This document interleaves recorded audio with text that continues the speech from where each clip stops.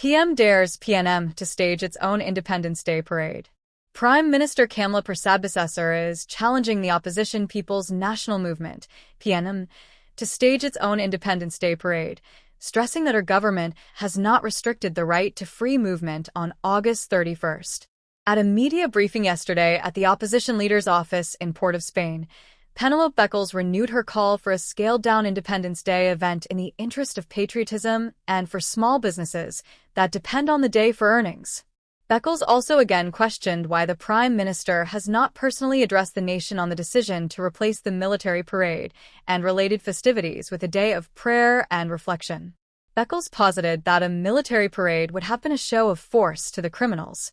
This government should make every attempt to let the criminals, the gangsters, and all of those who are involved in criminal activity, to let them know that the government is not afraid of the criminals and the gangsters, Beckles said.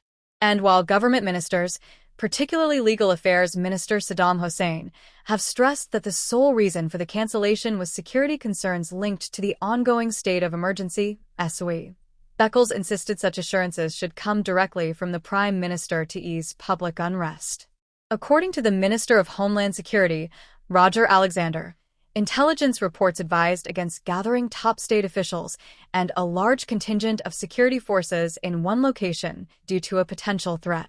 Meanwhile, Minister Hussein said that as a consequence of the parade's cancellation, the state will be saving money that could be put to use in crime-fighting initiatives. On Sunday, Guardian Media received information that $1.5 million was approved for the parade by the previous government in February. Meanwhile, a government source said the expected cost for this year's fireworks show was $1.1 million.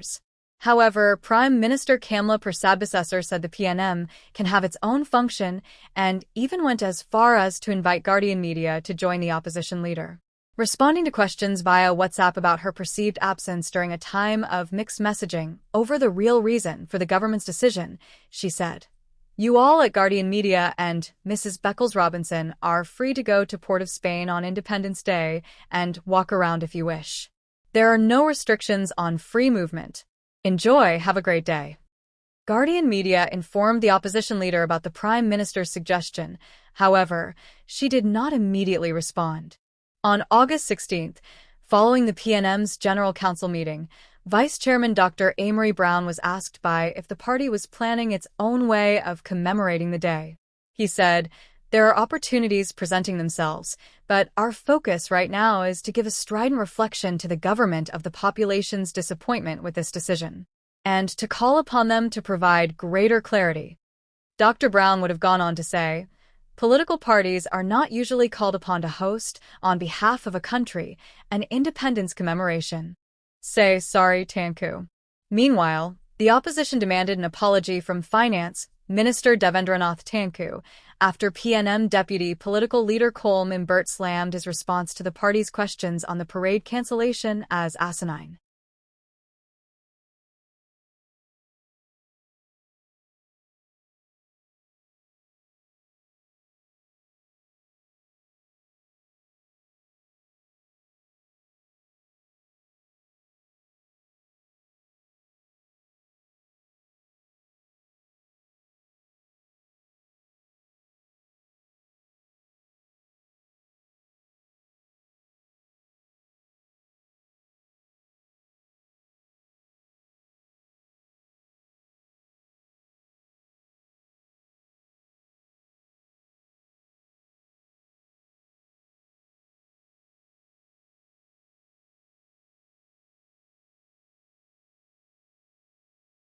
Finance Minister blasts Imbert over credit card spending limit criticism.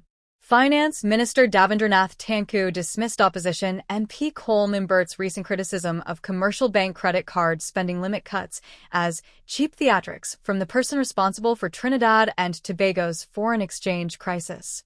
The war of words erupted following Imbert's comments on Republic Bank's recent decision to impose new reduced US dollar spending limits on credit cards, a move that has sparked concern among consumers and businesses alike. Mr. Imbert is expressing fake concern for a crisis he caused by failing to create an enabling environment for foreign and domestic investment, economic diversification, and to boost non-energy production and exports in particular. Tangku said in a strongly worded media release. The finance minister highlighted the country's foreign exchange situation under Umbert's stewardship, noting that when the Diego Martin North/East MP became finance minister in 2015, Republic Bank's credit card limit stood at $15,000 per cycle. By the time Umbert left office, that limit had plummeted to $5,000. The data reveals a troubling trend across the banking sector.